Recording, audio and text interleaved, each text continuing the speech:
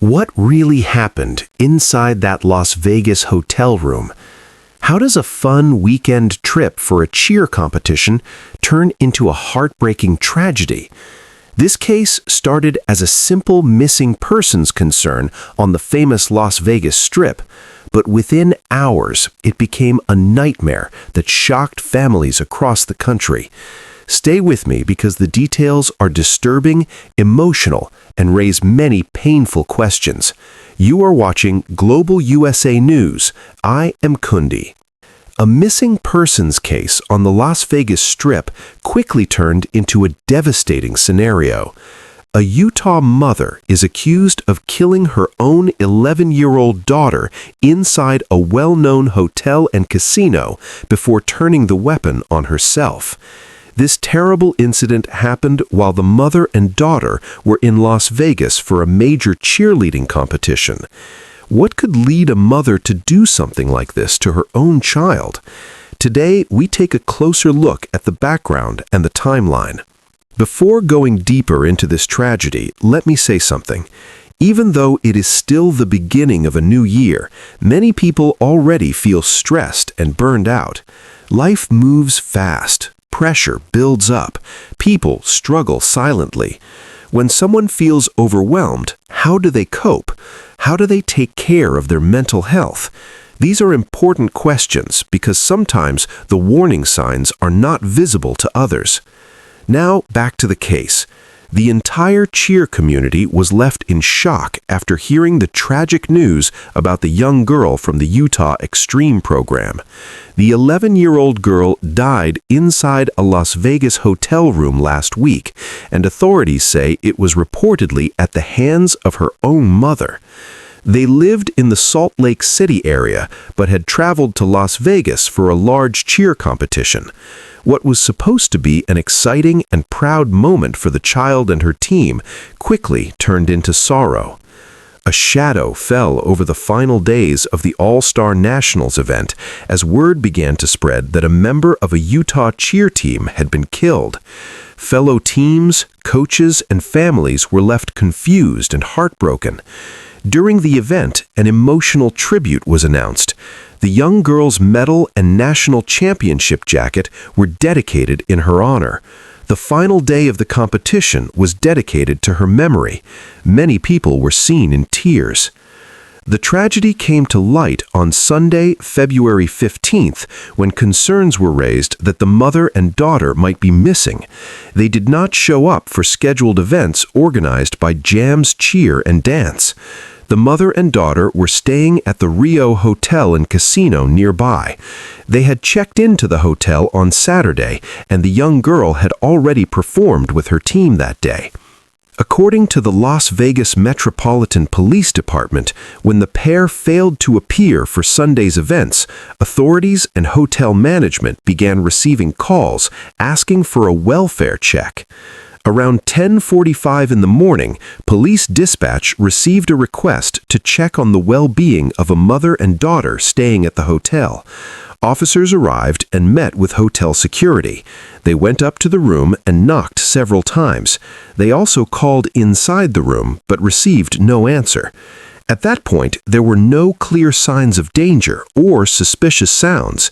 Without any immediate evidence of a crime or emergency, officers cleared the call and advised security. However, hotel security continued to receive messages and calls from family and friends who were worried and asked them to try again to locate the mother and daughter. Around 2:30 in the afternoon, hotel security returned to the room. They knocked again and called inside, but there was still no response. Security then decided to enter the room. When they went inside, they found 2 deceased females. Security immediately backed out and called 911. Police arrived, secured the scene, and homicide detectives were notified and began their investigation. Authorities later stated that it appeared the mother shot her daughter sometime during the night and then shot herself. A note was reportedly found in the hotel room, but officials did not reveal its contents. Police also mentioned that no one had reported hearing gunshots from the room. As condolences poured in from cheer groups across the country, more details began to surface about the mother's past and her custody battle involving her daughter. It is important to be clear that we still do not know exactly what led to this tragic act, but understanding the background may provide some context.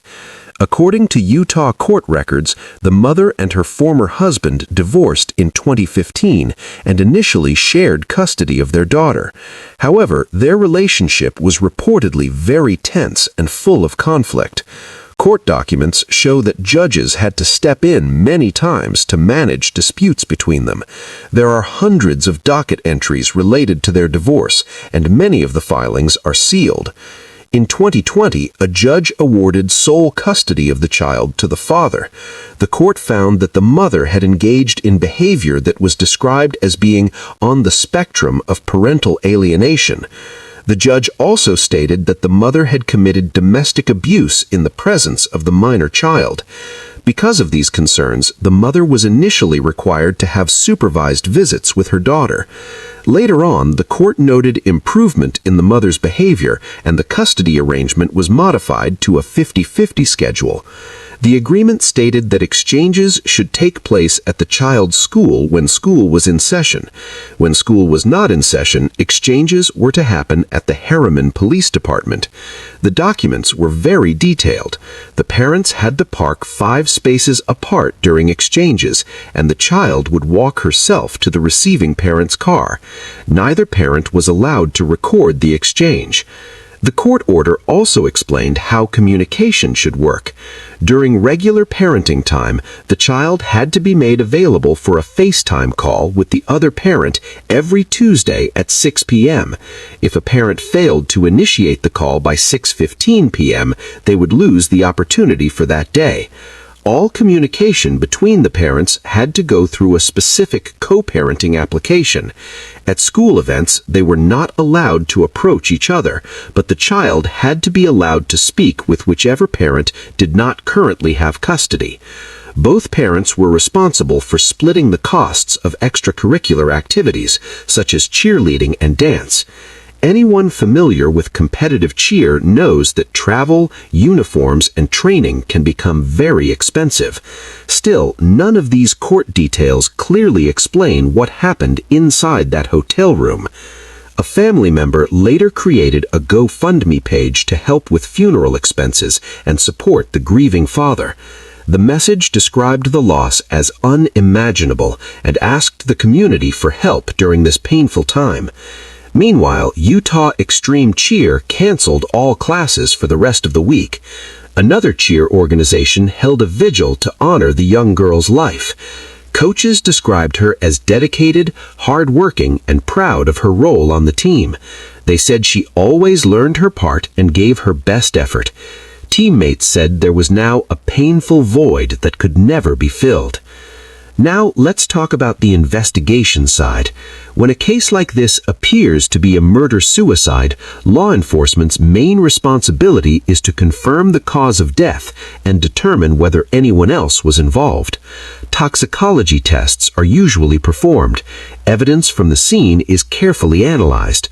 Detectives also look at surveillance footage, timeline details, phone records, and past communications. However, in cases where the suspect is deceased and there is no one left to prosecute, investigations can close relatively quickly once authorities confirm the facts. The biggest unanswered question often remains the motive. Why did this happen? Investigators may speak to family members, friends, and anyone who interacted with the mother recently. They may review financial records or mental health history if available. But even with all that, sometimes the true reason is never fully understood. There were also legal questions about why police did not enter the hotel room during the first welfare check. Officers must consider Fourth Amendment rights, which protect individuals from unreasonable searches. Even inside a hotel room, guests have privacy rights. Without clear signs of immediate danger, officers may not have legal grounds to force entry. Hotel security, however, as private employees of the property, later made the decision to enter after continued concerns from family and friends. This tragedy is difficult to process. Many people ask how a mother could do something so violent to her own child. It goes against everything society expects from a parent. It leaves families searching for answers that may never fully come. What we know is that a young life was lost, a father is grieving, and an entire cheer community is in shock. Cases like this remind us how important mental health awareness and family support systems are. Sometimes people struggle behind closed doors. Sometimes warning signs are missed. It's impossible to predict every tragedy, but as a society, we must continue to talk about mental health, conflict resolution, and support for families in crisis. This is an ongoing story, and investigators will continue to review evidence. If new information is released, even though investigators may close the criminal side of the case quickly, the emotional side of this tragedy will remain open for a very long time. The father now has to live with a loss that no parent should ever face. The cheer team has to return to practice without one of their members. Classrooms will feel different. Friends will remember small moments that now mean so much more. When investigators look deeper into cases like this, they usually try to build a complete timeline. They ask when the firearm was obtained. They check whether it was legally purchased. They look at how it was transported across state lines if that happened. They review hotel surveillance footage. They examine keycard records to see when the room door was opened or closed. They check elevator cameras. They speak to hotel staff. They analyze phone data to understand the last calls or messages sent. Toxicology reports are also important. These tests can show whether any substances were in the system of the mother at the time of death. Detectives also examine the note that was reportedly found in the room. Sometimes such notes explain motives. Sometimes they raise even more questions. Authorities have not released the contents of the note, and they may choose not to if it is deeply personal or if it does not provide clear answers. Another key question is mental state. Did the mother show signs of emotional distress before the trip? Did anyone notice unusual behavior at the competition? Did she speak differently to friends or family in the days leading up to the tragedy? Investigators often interview people who interacted with the individual shortly before the incident. They look for changes in mood, speech, or actions. There is also the issue of past custody disputes. Court battles can be emotionally exhausting. Long legal fights over custody can create anger, frustration, and feelings of hopelessness. That does not excuse violence. Nothing excuses violence against a child. But investigators often look at whether ongoing legal stress may have contributed to someone's mental breakdown. In many cases involving family tragedy, there are layers of unresolved conflict. Communication between parents may have been limited to court-ordered apps. Exchanges had to happen in controlled locations.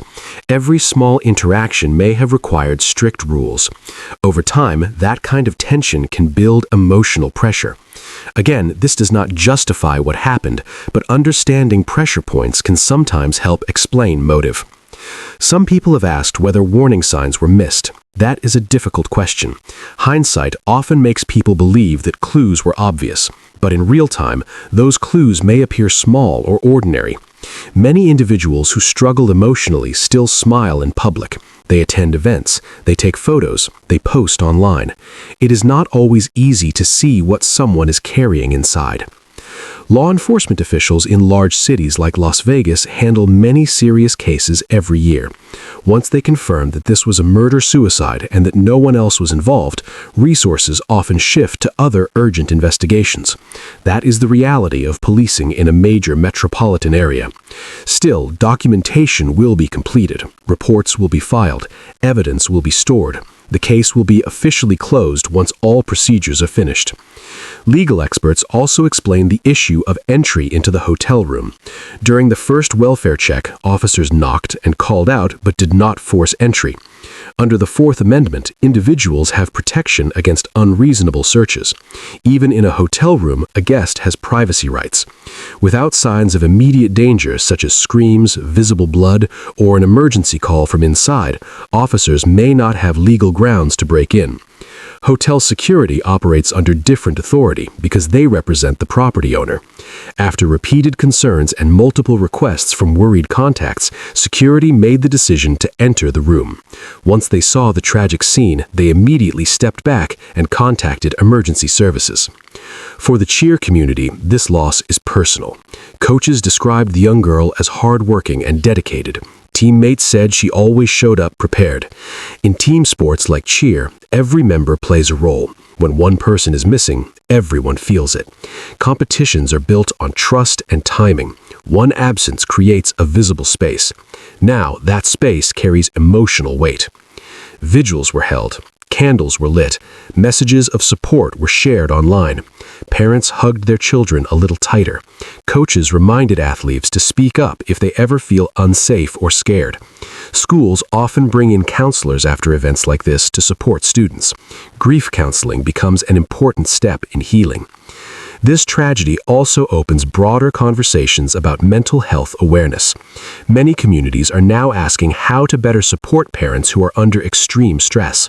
How can courts, schools, and community groups identify red flags earlier? How can families reduce conflict in custody disputes? These are complicated questions with no simple answers. Sometimes the most painful part of cases like this is that the why may never be fully clear. Even if a note exists, it may not explain everything. Human emotions are complex. Decisions made in moments of crisis can have permanent consequences. For loved ones left behind, the search for understanding can last a lifetime. As this story continues to develop, we will share verified updates only. It is important not to spread rumors or unconfirmed information. Respect for the family and the young victim should remain a priority. Sensational headlines cannot capture the depth of this loss. If you or someone you know is struggling emotionally, reaching out for help can make a difference. Speaking to a trusted friend, family member, or mental health professional can provide support during difficult times. Silence often increases isolation. Conversation can open doors to assistance. This case began as a welfare check on a busy weekend in Las Vegas. It ended in a tragic scene inside a hotel room that was meant to be temporary lodging for a competition trip. The contrast between celebration and sorrow is hard to accept, but it reminds us that behind every news headline are real families and real lives. We will continue to follow this story closely. Thank you for staying with us for this detailed report. You are watching Global USA News. I am Kundi. Please share this report responsibly, subscribe for verified updates, and most importantly, take care of your family and check in on the people around you. Sometimes a simple conversation can make a powerful difference.